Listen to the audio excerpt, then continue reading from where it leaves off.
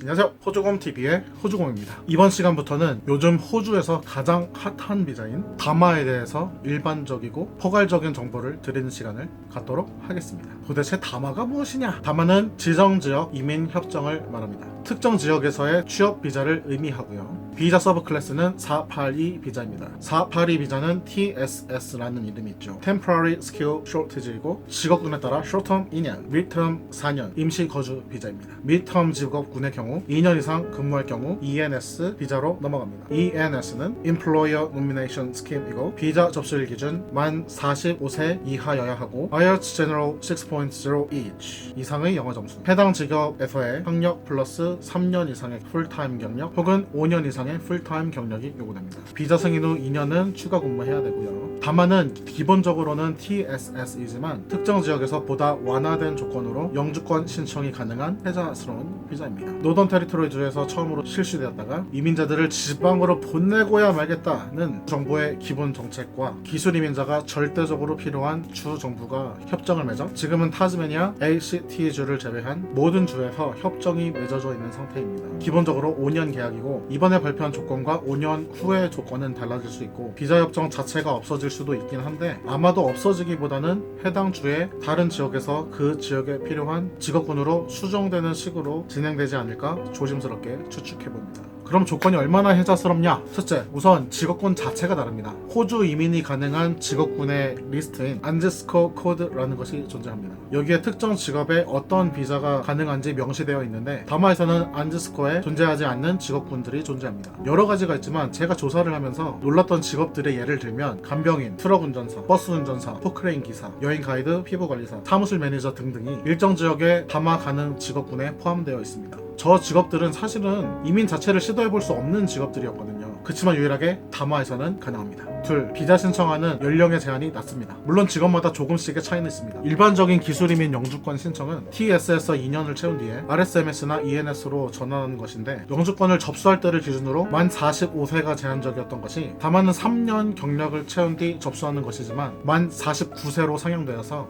연령 제한으로 영주권 접수를 하지 못하시던 분들에겐 또 다른 기회가 될 듯합니다. 다만 ENS를 접수할 때 만 50세 이하여야 하기 때문에 준비를 하신다면 적어도 40대 중반부터는 해당 지역으로 넘어가셔서 근무를 하셔야겠습니다. 3. 지원 가능한 영어 점수가 낮습니다. 이것도 지역마다 직업마다 약간의 차이가 존재하긴 하지만 대부분 요구하는 영어 점수가 IELTS General 457 or above입니다. 일반적으로 기술 이민이 7.0 이상, 취업 이민이 6.0 이상인 것을 감안한다면 이 조건은 정말 매력적이라고 생각합니다. 호주는 영어권 국가이기 때문에 이민을 와서 현지에서 근무를 하고 계신 분들이 당연히 영어를 잘 할 거라 생각하기 쉽지만 사실 의외로 오래 거주하고 일하고 있음에도 영어를 자유롭게 구사할 수 없는 분들이 많은 게 현실입니다. 그리고 취업 비자로 근무하고 계신 분들 중에 영주권에 필요한 IELTS 6.0이 안 나와서 경력이 충분한데도 비자 진행을 못 하시는 분들 의외로 많습니다. 저도 개인적으로 많이 봤습니다. 풀타임을 일을 하면서 영어 공부를 병행하며 점수를 만든다는 게 현실적으로 쉽지 않아요. 기본적으로 TSS 비자를 소지하고 계신 분들은 IELTS 5.0은 된다는 이야기인데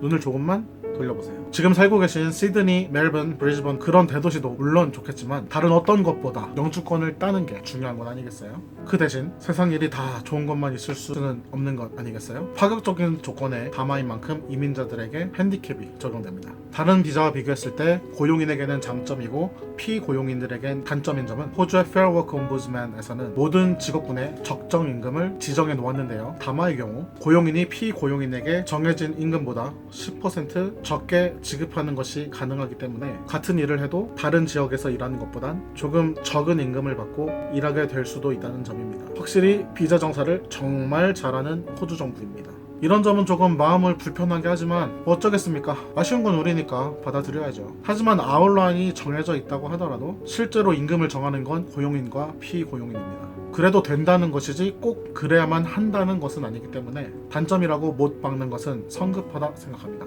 그리고 다시 되새겨야 할 사실, 기본적으로 문제가 연령이든 영어 점수든 아니면 직업 자체이든 다른 카테고리의 비자는 들어갈 수가 없기 때문에 다마를 고려하는 거라는 거죠. 누군가에겐 하늘에서 내려온 생명줄 같은 유일한 희망이 될 수 있으니까요. 다마 비자에 대해서 조금 감이 잡히시나요? 조금의 핸디캡을 감수할 수 있다고 하더라도 이거 정말 대박입니다.